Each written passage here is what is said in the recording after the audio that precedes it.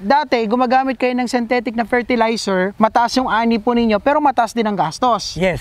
3,000 ang isang kaban, multiply mo sa 100. Oh, that's 300,000. Kasi ang isang hektarya, pwedeng tamnan ng 6 na kilo hanggang 7 kilo. Na palay. Palay. Pakihirap nating banggitin ang salitang organic. Kaya ako, pag nagsasalita sa nakumbida ko magsalita, sana naman po doon sa mga gusto mag-organic. Organic sa puso, hindi sa nguso.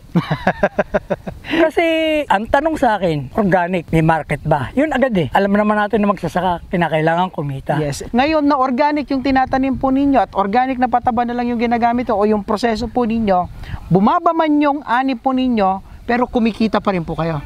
Sobra sa doble.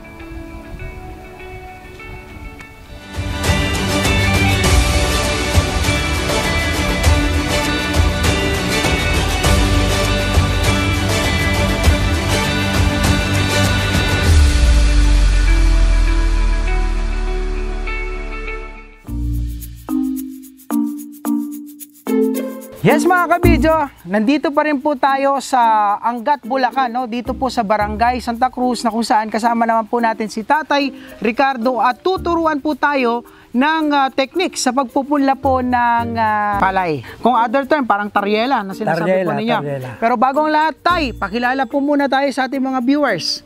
Ako si Ricardo Sanchez, 70 anyos na ang edad ko, nakatira sa Santa Cruz, Angat, Bulacan. Ayun, Tay, ano po yung pinagkakabalaan niyo po ngayon? Ano pong ginagawa ninyo araw-araw? Sa ngayon, ako'y nagtuturo ng ayesa. Ano pong natapos po ninyo? Mechanical engineering. Mechanical engineer po kayo?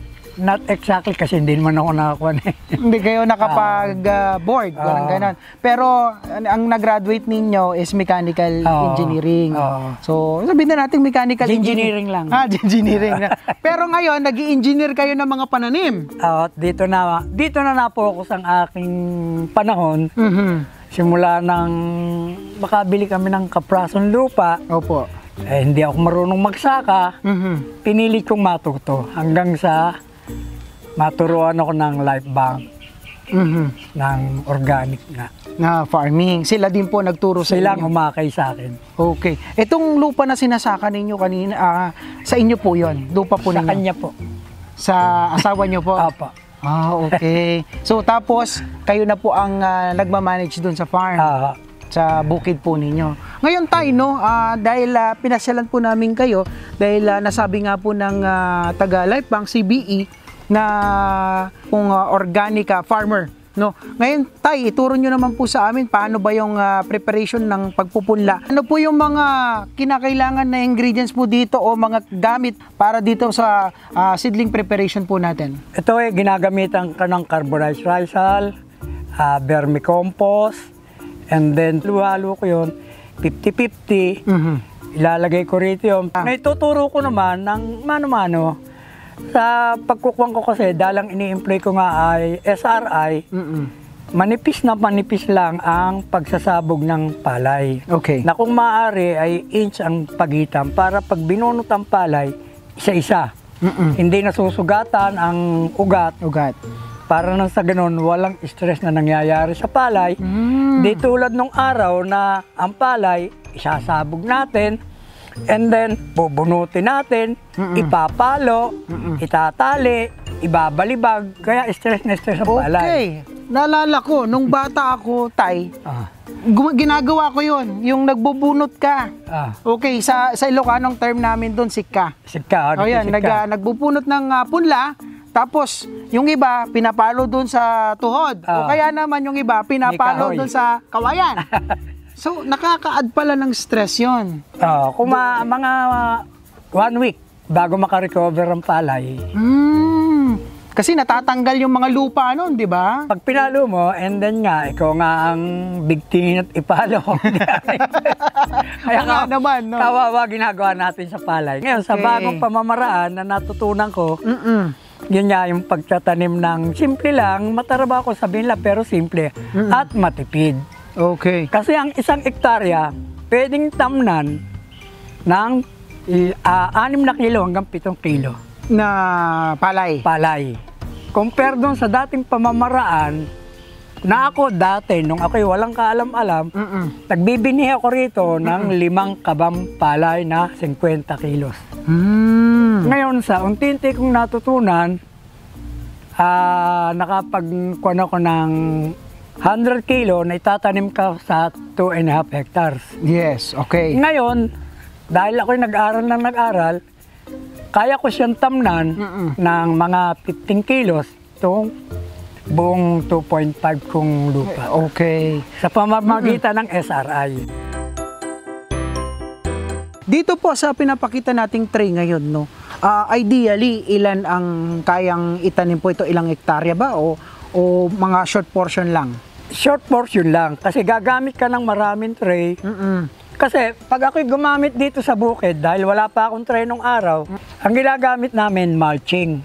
Mulching, okay. Doon, ang 2 kilong palay na binhi ko, sinasabog ko sa 1 meter by 10 meters. Okay po. Yun na, ang kapal naman ng substrate ko is mga 2 inches. Yes, okay. And then, ang pagsasabog ko, talang halos, ibaksak mo ng isa-isa. Okay. Kaya medyo mahaba ang Talagang tsatsagain mo yun. Tsatsagain mo ang pagsasabog. Pero yung 2 kilos na yun, kaya kong itanim sa ilang kwan ba yung natatamnan ko yun? Sa 2,000 yata yun. 2,000 square meter na umaani naman ako ng 15 kaban. Wow. Ano yun? Doon sa 2 kilo. Panalo po yun. Panalo 2 kilos lang naman Pero syempre yung yung mga pataba po ninyo, labor, hindi naman po hindi naman. Kasi simpleng-simple. Simpleng-simple. Halos, pagbunot mo yun, ang pagbubunot natin nun sa plato nakalagay Okay. Bibigay ko ng nakaplato doon sa nagtatanim. Yes. Kasi isa-isang bunot noon Okay. Para ano yan? Isang tangkay? Isang puno lang. Isang puno? Literal na isang puno. Okay. Hindi mo pa itatanim niya kung hindi halos iduldul mo lang o ibaksak mo. Oo, yung tanim, no?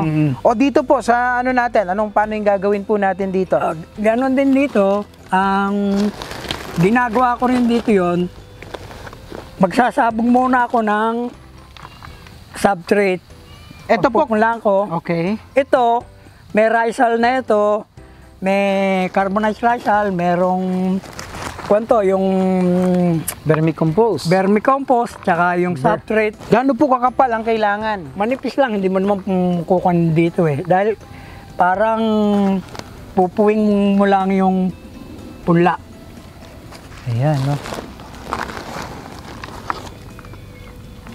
Ayan. Kikita ba yung natin? Yun. Ayan. So, hindi puno, no? Hindi puno. Okay. Then, pag nailagay na ito, halos, ganito lang ang gagawin mong pagkunyan. Halos ba, yung layo-layo siya. Hindi siya magkakalapit. Hindi. Para pag binunot mo siya, hindi magsasabunutan ng kanyang ugat. Ganon. Hindi buhol-bulang ugat. Ayun. Ito, madami na to.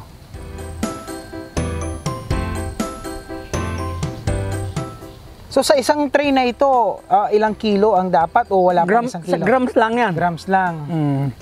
Kasi yung hindi pwedeng, sa ginagawa namin na merong spreader, yung isang ganito, kinakailangan tumimbang ng 150 grams. Pero dahil nga ang ginagamit ko ay SRI, siguro ilang grams lang naman itong mangyayari dito sa ganitong klase ng pamumula. Halos ibudbud mo lang at kunin mo. Ito po ba kinakailangan pang lagyan ng tubig? So, dinidilig ko yan. Dinidilig yan. Yung pagdidilig, kada kailan? Ang pagdidilig nito, huwag mong hayaan siya na mabasa. Parang lang, wisik-wisik lang. Ito, katulad nito, teka, kulang pa. Tubig. Halimbawa na, eto na, okay na siya. Yes. Parang pupuwingin lang natin siya. Yan. Dadagdagan. Para kung ilalagay natin sa kanyan, hindi makita ng ibon, pero manipis lang. Pero tago mo para hindi makita ng ibon, no? Yan. Parang tatabulan na ng konti. Pero bago mo gantuhin to, pinakailangan i-incubate mo muna ng 24 hours. Ay, ganyan. Oo. Ito, pagkalagay natin ito, pwede nang lagyan ng tubig? Didiligin na yan. Diligan na. After no, halimbawa na, ganito na, na. Opo. Ang ginagamit ko kasi rito, sprayer. Okay. Para pantay ang... Pagka ano, Oo, pero dahil wala tayong sprayer, may tubig na lang. Anong klaseng ano po yan? ito yung... Itong... Sprinkle. Sabihin na natin ito'y ordinary, pero hindi ako gumagamit ng ordinaryong tubig. Oo. Talagang ito na mismong kuwang ko. Yan na mismo ang aking ginagamit. Okay. Ito, pag inilagay mo rito ito, may tubo na ng konti yan. Hayaan mo lang siyang tumubo. Pag siya'y tumubo na, halimbawa ito, meron na rin, ganyan, patong-patong lang sila, hayaan mo, na kung kada lagay mo, didiligin mo, hayaan mo, pag may nakita ka ng tubong ganyan, Tatanggalin na natin to. pag Pag-hiwa-hiwalay na. ilalagay na rin sa bukid. Mga ilang days po bago po natin makita yung sibol niya? 3 days lang, 2 days, 3 days, kitang-kita mo. Okay, tapos di makikita na. So, ilang days po bago ideal na i-transplant po natin? 8 to 10 days. 8 to 10 days pwede nang i-transplant. Kabilis lang din pala, no? Okay. Itong tanim niyo po ngayon, ganyan din po ba ginawa ninyo? Okay, siguro better tignan natin yung palayan ni tatay, no? Para makita natin yung output. Dito naman tayo sa palayan ni tatay na kung saan nga po, no? Ginamitan po niya ng taryela at pagpiprepare ng punla. So after ilang days, ito na po yung ano. So kanina nabanggit ni Sir, July 24, tama, no? Nung 24. nagtanim. Pero ngayon po ay August 12. So ilang days na pong nakakaraan at ito na po yung output niya, no? Ito na po yung ano, ito yung tanim. Nabugbog. Ngayon, ito ay nagtitillers na ngayon ng 1, 2, 3, 4, 5, 6, 7, 8, 9, 10, 11, 12, 13, 14, 15, 16. Okay, 16 po na parang puno. Pero tillers. ang pinagmulan niyan, isa lang. Ah, So ito po yung individual na kinuha natin doon sa taryela po natin. Taryela. So ideal po ba yun na tag-isa o dalawa lang, hindi yung tag-tatlo or apat? Ang talagang ideal sa SRI, Simplified Rice Intensification, Okay. literal na isang puno lang. Na ang sukat ay 25 cm Okay. luwang. 25 Side cm by side. ang distansya po nila. So katulad po ng ginawa nyo po dito sa palay po 25 ninyo. yan. Para pag nag-weather ka, hindi mo masasagasan. Nakalinya yun, hindi mo napansin. Opo. Para pag tinulak mo yung weather, libre-libre ka. Yes. So, Kasi pag nag-weather ka niyan, ang purpose naman nun is para dumami pa ang tillers dahil makukuha yung ilalim, ang Yes. ugat, ang ilalim ay papasukin ng magkakaroon ng aeration. Yes. Gumagamit din po ba kayo dito ng pataba o fertilizer? No, bawal na bawal sa akin yon. Okay. Kaya eto, nag-start akong mag-organic 2014. Doon ko nakita ang balik ng organic, ng kalikasan, ng inang yaman, kung paano ako biniyayaan ng kwan. Ito, siguro kung aanin na ako yung sa ani, bumalik kayo, makikita ninyo kung may makikita kayong mga hayop. Okay, Hindi sa pagmamayabang okay, ganito tayo, no? Ito po ay 2.5 hectares. Okay, ilan po ang nagagastos nyo dito? From preparation hanggang sa pag-aani at pagtatanim? Sa ngayon, katulad ngayon, ito umuubos ng 9 na oras sa traktora. Yes po. Pero ngayon, na doble, gawa nga nung hindi umulan, hindi umulan. Lumapat, nagpatraktora ako, lumapat. Yes. So, pinaulit ko ulit. Kaya na doble ang gastos. Pero doon sa ngayon, na 1,100 ang per hour, di sa 9 na oras, magkano yun? 9,000 plus. Yes. Bali na doble. Sabihin na natin yun mga gumastos ako ng sa makina 20. Yes. Ngayon, sa pagtatanim naman, gumagamit ako rito ng 10 tao. Okay. Sa simpleng pagtatanim na yan, yun sa 10 tao, 500 ng isa, 500 pesos. 500 o di 5,000. 5,000. O di may 25,000 na tayo. Oo. O, Kaya sa isang tanimang ganito, Paano yung pag-harvest? Harvester. Harvester. Oo. Okay, so almost 25,000 na po yung nagagastos niyo po as of today. Siguro mga ako na nagagastos ko around 40 na. 40 na. Oo. Okay, pero yung mga previous po or ngayon lang po na kayo nag-organic o matagal na? Matagal na. Okay, ngayon itong 2.5 po ninyo, ilan po yung naaanin po ninyong kaban? Sa ngayon umaani ako ng 150. Before, umaani ako nung gumagamit ako ng synthetic, umaani ako ng 210, 240. Okay. Nung ako gumamit ng organic, nag-decline. Bakit? Pababa ng pababa. Kasi inalis ko na yung synthetic na pataba eh. Pero dagdag gastos naman yon. Yung synthetic na pataba. Ay talaga sobra-sobra sa dagdag gastos. Kasi magkano pataba ngayon? 1.8 ang isang supot. Okay, so parang sabihin nyo kahit dati gumagamit kayo ng synthetic na fertilizer, mataas yung ani po ninyo, pero mataas din ang gastos. Yes. Ngayon na organic yung tinatanim po ninyo at organic na pataba na lang yung ginagamit o yung proseso po ninyo, bumaba man yung ani po ninyo, pero kumikita pa rin po kayo. Sobra sa doble.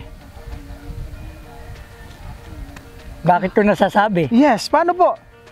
Umani ako ng 200 na lang para madaling tuusin. Sige. Magkano ang palay? Sabihin na natin ang isang kaban ni 800. 800. Ganon. Ngayon, umani ako ng sabihin natin 100. 100. Kalahati eh. Yes. Yung 100 kaban na yun, ipakikis-kis ko yun. Okay. 50 kilos, makakakuha ako ng 30 kilos. Sa 30 kilos, magkano ang black rice ko? Binibento ko ng 100 per kilo. Okay. So, di 3,000 na 3,000. ang isang kaban. Yes. 3,000 ang isang kaban, multiply mo sa 100. Oh, that's 300,000. 300,000 na ba yun? Yes, 3,000 times 100. Ganon. Grabe. So ito pong tanim po ninyo ay black rice po ito. Black rice. Hindi siya yung regular na bigas. Ayun, yung regular kong yung ginagawa kong brown rice. Brown rice. Pero ito black rice. Oo. Saan nyo naman po binibenta? Diyan sa Life Bank. Life Bank. Sila din po ang kumukuha. Oo, kasi hindi ako po pwedeng bumitaw doon kasi silang nagturo sa akin eh. Okay. So, Sila talaga ang aking, wala akong natutunan sa DA kung hindi puro Life Bank ang nagturo sa akin. opo. Pero ang DA po ba, sumusuporta rin po ba sa inyo? Hindi eh. Yun ang mabagat sa DA eh. Manawagan na tayo sa DA. Pero ganun pa man eh, syempre nakasuporta rin po ang Department of Agriculture sa ating mga magsasaka. Sa ngayon. Oo. Ito, katulad nito, itong binigay ng DA sa akin. Pero yung DA dito sa local, wala eh. Pero ito, binigay ng National.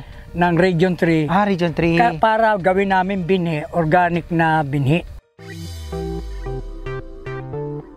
Si Sir bumitaw sa synthetic na fertilizer, no? Do mataas ang bilang ng kanyang naaani before. Sa bilang. Oh. Pero malaki naman ang gastos. Yun. Okay. Yung input. Yung input niya. Pero ngayon na nag-organic siya, bumaba man yung bilang ng kanyang ani. Pero ang input, mababa rin. Yes, mababa rin ang input. Ang income tumaas. Galing, no? Yun naman ang isang problema, isang natin. Mag-black rice na lang kaya tayo lahat.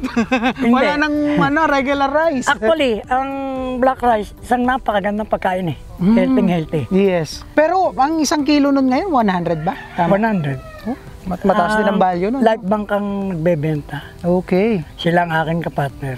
Okay. Kasi hindi ko po pwedeng bitawan ng Life Bank kasi sa kanila ako may utang na loob eh. Yes, sila po ang nag-assist sa inyo. Sila ang nag-assist, sila ang nagturo.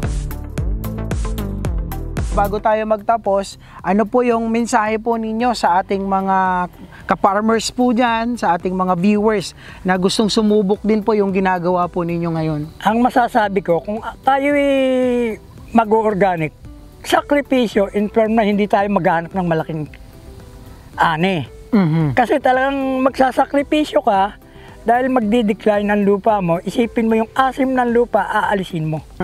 Kasi napakahirap nating banggitin ang salitang organic. Kaya ako, pag nagsasalita nakumbida ako magsalita, sana naman po, doon sa mga gusto mag-organic, organic sa puso, hindi sa nguso. Kasi, ang tanong sa akin, organic, may market ba? Yun agad eh. alam naman natin na magsasaka, kinakailangan kumita. Yes. Pero sa inyo, Sir Ricardo, no, hindi nyo na problema ang market. Kasi nandyan ang Life Bank to get the products or produce po ninyo. Yan, napakaganda. Ngayon, dahil kami may mga sama ng yung District 6, saka kung ang district dito sa Bulacan, nagkakatulungan na kami ngayon na magkabilihan ng mga paninda naming organic. Yun, may samahan po kayo. May samahan. Maganda po yun, no? Oo. Sana ma-establish din po sa ibang lugar to, no? Hindi, yun ang pinupost na eh. Okay, buong Pilipinas na yan. Ay, maganda po yan. Isang project na ng gobyerno natin ang organic. Yes, so organic farming talaga. Oo. Nice. Na sa totoo lang, kung may kukuha natin ng organic, hindi sa pagayabang. Ito makikita mo sa umaga, mas lalo pagkaganyan na yung palay ko. Makikita mo dyan ang mga tutubig, gagamba, na yun yung pinapatay natin. Nabubuhay na sila niyan. Oo, pag tayo nag-i-spray, yun yung pinapatay natin. Ayan, nakikita mo, may mga tutubi na lumilipad. Oo. Pero ano pong sinyalis po yan na ano? Sinyalis na malusog ang lupa ko. Ayan, ang daming tutubi. Ganun pala. Kasi pag sinabi sa akin ng isang magsasaka, ako sa organic eh. Pag binunot ko yung puno ng palay, malalaman ko na eh. Husay, no? Sasabihin niya, nagsabog siya ng dumi ng manok. Organic na, agad-agad. Nope. Ay, hindi po. Ang dumi kasi ng manok, Dito po tayo. eh hindi naman ganun ang dumi ng manok. Kinakailangan, ang dumi ng manok, ikuan mo ng 1 year. I-decompose mo. Okay. Kaya napakadali ka ako sa akin, yun yung turo sa akin ng Life Bank. Doon ko natutunan yung tama at wastong pag-organic.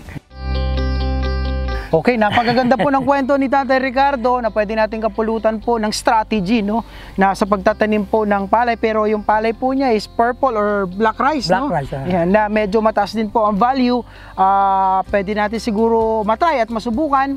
Sabi nga po natin, sa umpisa lang talaga medyo may adjustment. May sakripisyo. May sakripisyo, pero ang ginawa po ni Tatay, nagsakripisyo, tuloy-tuloy lang. At ngayon nga po ay successful na sa pagtatanim. Ala na akong problema. Ayun. Kasi ang aking pataba at ang aking ginagamit na spray, ano yan lang sa paligid eh. Yes. Yun lang, nasa paligid lang. At isa pa, napakagandang nakatutulong tayo ng maganda sa kalikasan. Yun. Na ibabalik natin ang ganda ng kalikasan. Yes, I agree with you. Yan. 100%. Kaya naman sa ating mga kabidyo dyan, maraming salamat po sa inyong panonood dito sa ating channel. Paki-like, subscribe na rin po ang ating channel, Avidyo Stories, for more videos and stories. Once again, I am Art Sinubago, the content creator of Avidyo Stories. Always remember, tuloy-tuloy lang ang pagangat. Keep rising, mga kabidyo. Sir, maraming salamat po. Bye-bye!